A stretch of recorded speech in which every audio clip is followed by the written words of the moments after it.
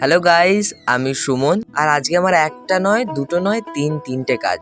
তাহলে আর দেরি কিসের, চলো। সকালে উঠে বসেছিলাম একটা উত্তরীয় নিয়ে। রবীন্দ্র নৃত্যের জন্য এক বোনের লাগবে, বেশ কয়েক মাস আগে বলেছিল, কিন্তু আলসেমির জন্য করা হচ্ছিল না।